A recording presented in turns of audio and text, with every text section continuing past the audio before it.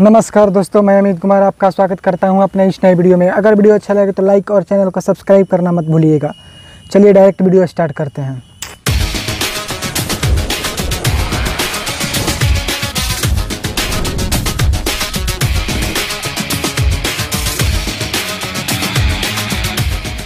आपको पता है कि अभी मुंबई में, महाराष्ट्र में या पूरे हमारे देश में क्या चल रहा है।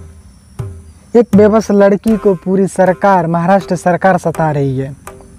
कंगना रनावत है जो पीछे हटने का नाम नहीं ले रही है, और महाराष्ट्र सरकार में जो एमपी हैं वहाँ के, इसको सांसद बोलते हैं, संजय राउत, और उसके साथ उद्धव ठाकरे जी हैं। कंगना रनावत का जो कार्यालय है, ऑफिस, उसको बुलडोजर द्वारा गिरा दिया गया।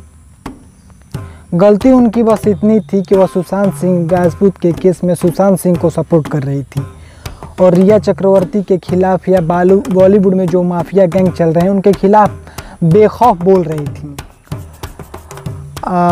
इसी का नतीजा है कि रिया चक्रवर्ती जिस दिन जेल गई उसके अगले ही दिन इनके न ही रहने के बाद, इनके अनुपस्थिति में इनके कार्यालय ऑफिस को गिरा दिया गया, यह हवाला देकर के कि यह अवैध ज़मीन पर बनाया गया ऑफिस था।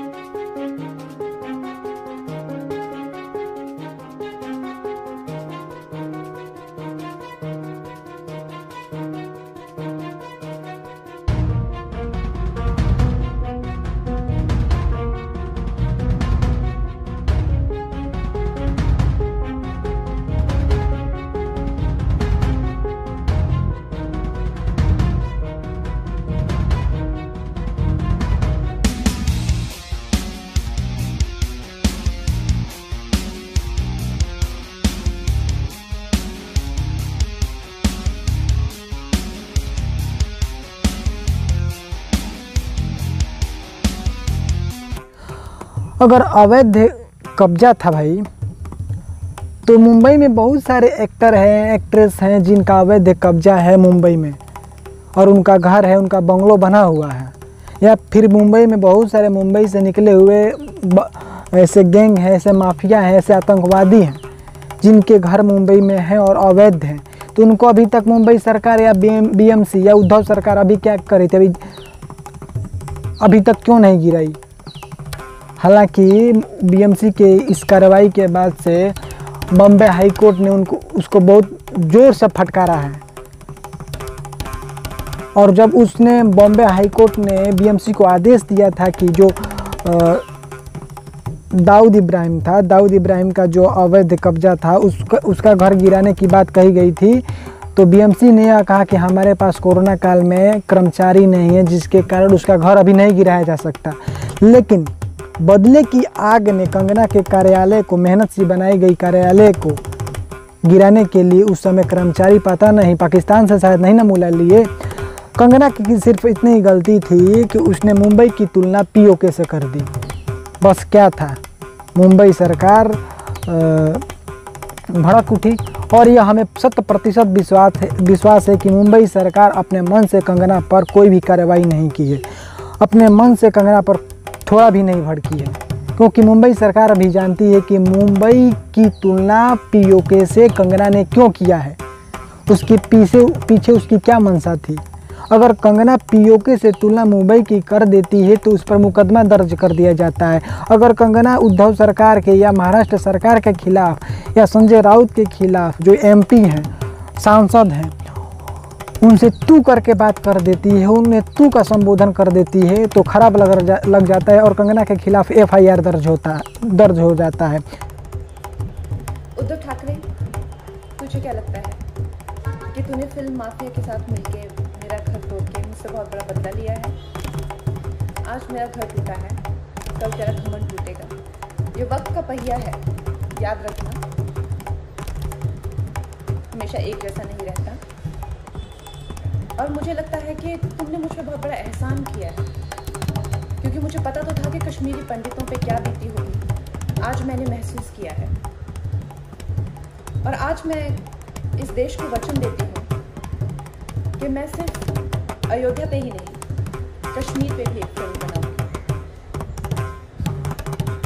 और अपने देशवासियों को जगाऊंगी, क्योंकि मुझे पता था हमारे साथ होगा तो होगा, लेकिन मेरे साथ हुआ है, इसका कोई मतलब है, इसके कोई मायने हैं।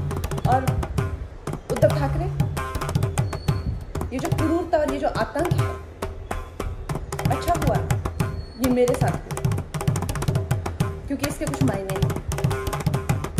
जय हिंद, जय महाराष्ट्र।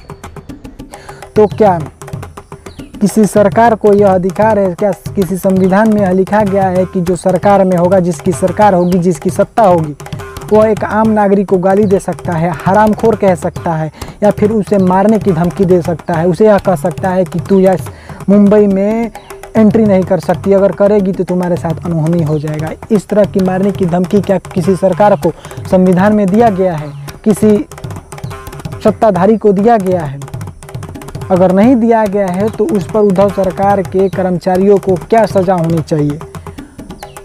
कंगना ने तो तू करके संबोधन किया तो इस पर FIR हो गया, लेकिन संजय राउत ने कंगना को हरामखोर कहा, उसे मारने की धमकी दी, तो उसके खिलाफ क्या कार्रवाई होनी चाहिए? यह हमें पता है कि मुंबई सरकार, जो महाराष्ट्र सरकार है, कंगना के खिलाफ पूरे मन से अपनी तरफ से कोई भी कार्रवाई नहीं की है। उस पर जो प्रेशर मिला वह बॉलीवुड के कुछ माफिया हैं या फिर मुंबई से ही निकल के जो पाकिस्तान में अपना डेरा बना लिए हैं, जिसकी तुलना कंगना ने पाकिस्तान POK की तुलना मुंबई से की, वो माफिया कंगना के खिलाफ कार्रवाई करने के लिए बोले और उद्धव सरकार ने जोश में आकर के उसके कार्यालय को गिरा दिया। हम आपको जानकारी के लिए बता दें कि केंद्र सरकार जो है कंगना की सुरक्षा के लिए वायु सुरक्षा प्रदान कर दी है कि इसे किसी भी प्रकार की चोट न पहुंचा सके कोई, इसे किसी भी प्रकार की हानि ना हो। अगर कंगना मुंबई को POK से तुलना कर देती है, मुंबई की तुलना POK से कर देती है, तो कंगना को मुंबई में रहने का अधिकार छीन लिया जाता है। महाराष्ट्र सरकार द्वारा यह कहा जाता है, संजय राउत द्वारा ये कहा जाता है कि जिस कंगना को मुंबई ने सब कुछ दिया, इज्जत दिया, शोहरत दिया, पैसा दिया, सब कुछ दिया, उस कंगना ने मुंबई माता की बेइज्जती की है, मुंबा देवी की बेइज्जती की है, उसको मतलब इस मुंबई में रहने का अधिकार नहीं है। तो हम पूछना चाहते हैं, जो इंसान भारत में रहता है, भारत माता की बेइज्जती करता है, भारत की तुलना पाकिस्तान से करता है, जिसे भारत में रह कर के भारत से डर लगता है, भारत के लोगों से डर लगता है, जिसके परिवार के भारत के लोगों से डर लगता है, जिसके बच्चे का भविष्य भारत में सुरक्षित नहीं है, वो कहता है तो उसे क्या भारत में रहने का अधिकार है? क्या उसे देशद्रोही घोषित नहीं कर दिया जाना चाहिए? क्या उससे भारत की नागरिकता छीन नहीं लेनी चाहिए? अगर नहीं अगर नहीं तो फिर कंगना को किस अधिकार से मुंबई से बाहर जाने के लिए महाराष्ट्र सरकार द्वारा कहा गया? हम पूछना चाहते हैं। महाराष्ट्र सरकार उस समय कहाँ सो गई थी जब आमिर खान ने अपने आप को खुद कहा कि हमें भारत में डर लगता है, जब नसरुद्दीन शाह ने कहा कि हमें भारत में डर लगता है, हमारे पत्नी को भारत में डर लगता है, हमारे बच्चों का भविष्य भारत में सुरक्षित नहीं है, तब मुंबई सरकार कहाँ थी? मुंबई सरकार को छोड़िए, भारत सरकार कहाँ सो गई थी? उस समय क्या उन लोगों पे कार्रवाई नहीं होनी चाहिए? उस समय तो यह बोल करके टाल दिया गया कि भारत में सबको अपना विचार रखने का अधिकार है, बोलने का अधिकार है। जब यह अधिकार था बोलने का, सबको अपना अधिकार है बोलने का, भारत में सभी लोग स्वतंत्र है या मतलब धर्मनिरपेक्ष होने के साथ लोकतांत्रिक देश है, सबको अपना अपनी अधिकार है, कुछ भी बोल सकता है, तो फिर कंगना ने जब POK से मुंबई की तुलना की तो फिर इस पर मुकदमा क्यों दर्ज किया गया? इसके आशियाने को क्यों गिराया गया? हम पूछना चाहते हैं। जब आमिर खान भारत के खिलाफ बोल देता है, थोड़ा भी हिचकिचाता नहीं है, नसरुद्दीन शाह बोल सकता है, तमाम ऐसे एक्टर्स हैं जो बोल देते हैं, तो उसके खिलाफ, उन लोगों के खिलाफ कोई भी मुकदमा नहीं दर्ज होता है, क्योंकि उनको बोलने का अधिकार है। भारत में जन्म लिए हैं, भारत एक स्वतंत्र देश है और सभी नागरिकों को बोलने का अधिकार है। तो फिर जब कंगना ने अपने अधिकार का पालन किया तो फिर उसके खिलाफ मुकदमा क्यों दर्ज कर दिया गया? हम पूछना चाहते हैं। सबके खिलाफ दर्ज होना चाहिए। जब भारत में सबको डर लगता है तो उसे भारत से निकाल देना चाहिए या फिर उनके ऊपर देशद्रोह का मुकदमा दर्ज कर देना चाहिए। यह भी बात सही है, शिवसेना ने अगर कहा है, कांग्रेस ने यह कहा है कि वह तो शिवसेना है जिसके खिलाफ बेवकूफ़ और धारा परवाह लफ्जों में कंगना उल्टी सीधी बातें बोल रही हैं। अगर वह अभी तक भाजपा के खिलाफ बोली होती तो उसके ऊपर देशद्रोह का मुकदमा दर्ज कर दिया गया होता। अगर यह बात सही है तो आमिर खान के ऊपर या नसरुद्दीन शाह के ऊपर अभी तुरंत देशद्रोह का मुकदमा दर्ज होना चाहिए या फिर उन्हें भारत देश से निष्कासित कर देना चाहिए, क्योंकि उन्होंने भारत देश में अपने आप को बताया कि हमें इस देश में डर लगता है। कंगना ने ऐसा नहीं कहा। कंगना ने जो बॉलीवुड की सच्चाई है, मुंबई की सच्चाई है, महाराष्ट्र सरकार की सच्चाई है, उसी को उजागर किया। रिया चक्रवर्ती एक दिन पहले जेल में बंद होती है, दूसरे दिन कंगना के ऊपर सारा ठिकरा फोड़ दिया जाता है।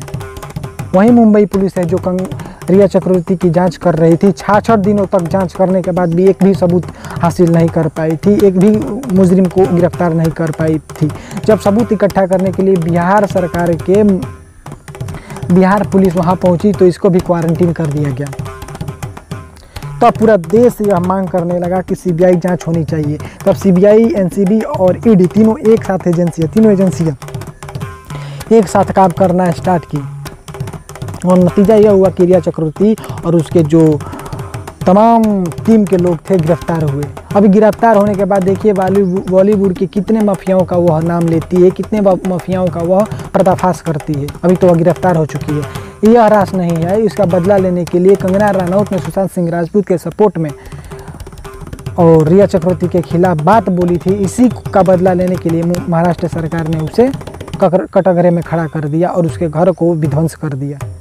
अगर कंगना पीओके की तुलना मुंबई से कर देती है, अगर मुंबई की तुलना पीओके से कर देती है, तो बहुत सारे ऐसे लोग हैं जो भारत की तुलना पाकिस्तान से करते हैं और पाकिस्तान जिंदाबाद और भारत मुर्दाबाद कहने से पीछे नहीं हटते हैं। अपने आप को बोलते हैं कि हमें भारत में डर लगता है, हमारे परिवार को भारत में डर लगता है, हमारे बच्चों का भविष्य भारत में सुरक्षित नहीं है। उनके खिलाफ तब क्यों नहीं मुकदमा दर्ज होता है देशद्रोह का? उनसे उनकी नागरिकता क्यों नहीं छीन ली जाती है? यहाँ क्या चल रहा है भाई, ये हम ही पूछना चाहते हैं। अगर वीडियो अच्छा लगा हो तो लाइक कीजिएगा, चैनल को सब्सक्राइब कीजिएगा। अगले वीडियो में फिर मिलते हैं आपसे हम। चलिए, जय हिंद, जय भारत।